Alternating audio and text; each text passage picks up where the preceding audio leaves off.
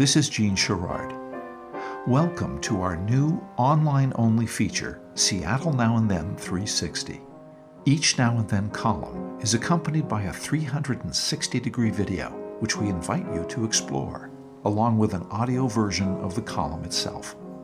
Quick note, the then photo is positioned directly above its now location. This week, a classic postcard at 4th and Union. In the year 2000, Kodak announced that consumers around the world had shot more than 80 billion photos, setting a record. Yet that record has now been exponentially broken. Last year alone, nearly 1.5 trillion photos were taken, some 4 billion per day, mostly on smartphones to share on social media. Our yearly total comprises more than all of the photos taken in the 150 years before this millennium. As a result, entire categories of photography are disappearing. Itinerant street photographers no longer offer portraits for pennies. Wedding shoots are in steep decline. And postcard photographers are few and far between. Among the photographers featured in this column over the years, J. Boyd Ellis looms large. A former high school principal in Marysville, he bought the photo art studio in 1921 in Arlington, his hometown.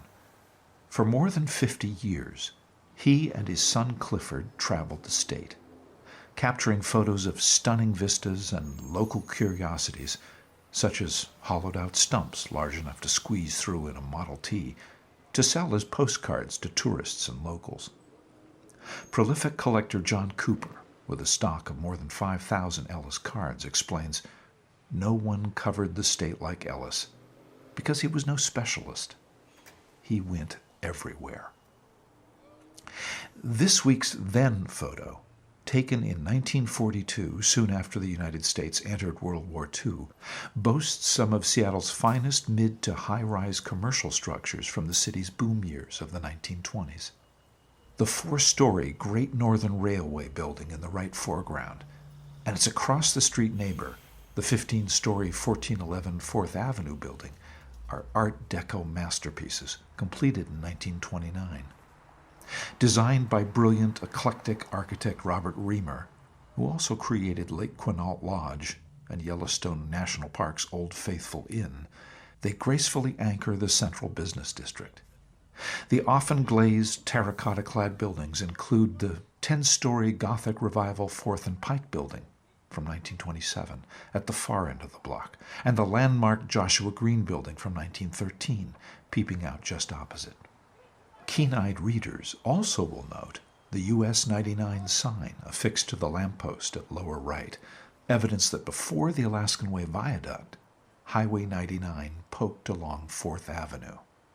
Standing recently at this vantage, I happily rediscovered this Seattle treasure, a downtown block that has scarcely changed over the past 80 years, increasingly rare in our rapidly morphing city. Emphasizing the point, just over my right shoulder, and just out of frame, at the southeast corner of 4th and Union, the uniquely sloping 58-story Rainier Square Tower is under construction. Upon completion in 2020, it will be the second tallest building in Seattle. No doubt, its visage will be shared many thousands of times in the coming months, and perhaps in a postcard.